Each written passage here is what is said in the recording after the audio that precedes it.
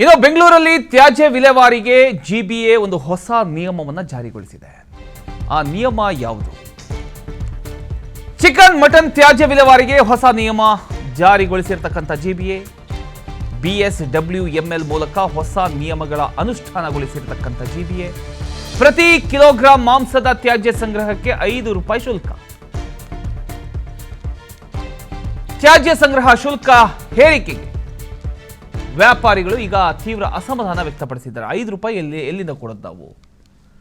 ಶುಲ್ಕ ಕಟ್ಟೋದಕ್ಕೆ ಸಿದ್ಧ, ನೀರನ್ನು ಸೇರಿ ತೂಕ ಮಾಡಿದ್ರೆ ಭಾರಿ ಹೊರೆ, ಶುಲ್ಕ ಕೈ ಬಿಡಿ ಇಲ್ಲ ಕಡಿಮೆ ಮಾಡಿ ಅಂತ ಮಾರಾಟಗಾರರೆಲ್ಲ ಸೇರ್ಕೊಂಡು ಪಟ್ಟಿ ಹಿಡಿದು ಕೂತಿದ್ದಾರೆ.